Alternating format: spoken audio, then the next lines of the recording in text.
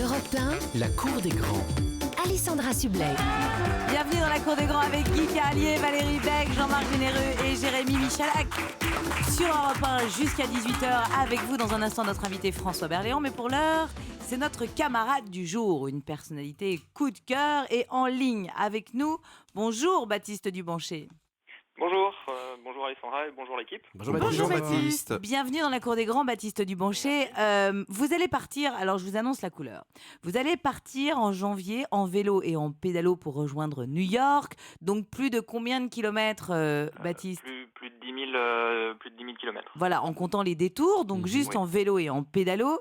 Mais vous pensez bien que si je vous le dis, ce n'est pas pour ça qu'il faut que vous deviniez effectivement ce que va faire Baptiste. Mais c'est parce que ce défi contribue aussi à une noble cause. Que va faire Baptiste pendant ce périple? Baptiste, les chroniqueurs vous posent des questions, vous pouvez évidemment leur répondre, mais sans les aider trop. Est-ce que c'est D'accord. quelque chose qui touche à l'écologie? Oui, Vous ramassez des En fonds partie. Enfin, il y a une particuliers? partie Alors, écologie. oui, il y a une partie écologique, mais la raison que moi je cherche, elle est moins écologique.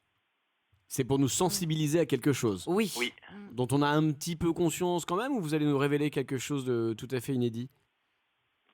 Ça dépend des gens. Non, mais moi je pense qu'on C'est en dans le a. grand public. Non, mais oui, on en a conscience D'accord. quand même. Mais... On en parle chaque année. Hein.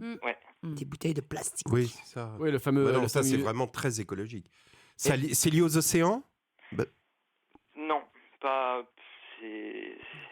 pas directement. C'est pas environnemental, ce n'est pas vraiment écologique, quand bien même effectivement il va pointer du doigt tout ce qui ne va pas. Mais cette noble cause est ailleurs. C'est un événement annuel? C'est pas un événement annuel, Non. mais on en parle chaque année. Pourquoi vous partez au mois de janvier? C'est un rapport? Oui, c'est alors je pars à vélo de Paris au mois de janvier, mais c'est pour commencer à la bonne période du Maroc en pédalo. Mais pas de rapport avec la noble Mais cause ça- dont je parle. Mais ça n'a pas de rapport, oui, Mm. voilà, avec la cause. Vous faites Paris, Maroc, et ensuite vous prenez le pédalo au Maroc? C'est ça. Oh, le petit joueur. Sinon, vous partez dans l'autre sens. Hein. Est-ce Guy. que ça a un lien avec les Restos du Cœur? Oui, ils sont partenaires du projet.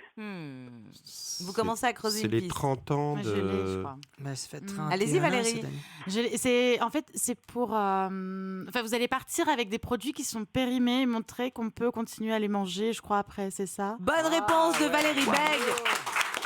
Bravo Valérie. Oui, j'ai suivi Oui, ça. sur le génial. pédalo, toute la nourriture, elle sera soi-disant périmée. C'est uniquement des produits où il est indiqué à consommer de préférence avant le. Alors attendez, j'ai- on va expliquer Baptiste. En fait, Ouais. tout au long de votre périple, vous avez 28 ans, vous vous nourrirez uniquement de produits dont la date de limite de consommation est dépassée, mais qui restent comestibles et qui étaient destinés à la poubelle. Ouais. Donc l'idée, c'est de sensibiliser et lutter contre le gaspillage alimentaire. Donc du coup, effectivement, ça nous a alertés parce que des défis, beaucoup d'hommes s'en lancent ces derniers Ouais. temps, effectivement. C'est vrai que c'est assez fou ce que vous allez faire. On va faire une parenthèse parce que le pédalo sur l'Atlantique, pendant combien de temps? À peu près 3 mois. Voilà, bon, c'est quand même pas simple. Expliquez-nous cette histoire de produits périmés. Oui, effectivement, en Europe, en fait, et puis dans d'autres pays dans le monde, hein, on met des dates sur tous les emballages. Et il y a certaines dates, effectivement, il y a un risque pour la santé si on le mange trop longtemps après, tout ce qui va au frigo notamment. En revanche, tous les produits secs, on peut les manger 10, 15, 20 ans passé la date, Ah sans oui. aucun souci. Hein. Je vous entendais parler des momies tout à l'heure, mais on a justement retrouvé des lentilles dans les pyramides d'Égypte. 4000 ans après, apparemment, c'est encore comestible. Donc à partir du moment où il n'y a pas d'eau, les bactéries ne peuvent pas se développer, et donc tous les produits secs, on pourrait carrément supprimer les dates. En fait. C'est-à-dire que fou, par hein. exemple, un paquet de cornflakes ou ce genre de choses-là, en fait, il y a une date de péremption dessus, mais je peux continuer à les manger pendant 15 ou 20 ans passer cette date. Ouais, bien sûr. Et Ou c'est me les dingue. passer. Ou lui donner. De toute façon, c'est pour ça que Baptiste aussi fait ce challenge. Mais C'est pour 15-20 ans, prouver c'est que... énorme. On est d'accord. Guy, vous vouliez poser une question? J'ai un paquet de riz qui est indiqué à Non, consommer de préférence avant 2006. Pour le moment, j'en ai pas antérieur à cette date, mais Ah ouais, non mais vous voyez. Et bon, l'idée c'est Mais de pas alors être pourquoi ils malade. mettent une date de... c'est bien la question. Et en fait, en parallèle du projet, il y aura une pétition qui demandera à l'UE d'arrêter de mettre des dates sur Bah tous les oui. produits Qui où présentent ça- aucun où danger, On pourrait bien sûr. complètement s'en passer. À mon avis, c'est peut-être- gaspillage monstrueux. Mon avis, c'est peut-être pour que t'en rachètes un autre. C'est ça. J'ai dit ça comme ça. Et qui vous donne les produits du coup là, Baptiste? Il y en a que j'ai récupéré en fait des gens qui avaient oublié. Enfin, il y en a qui viennent de diverses associations justement qui se servaient de ces produits pour expliquer aux gens.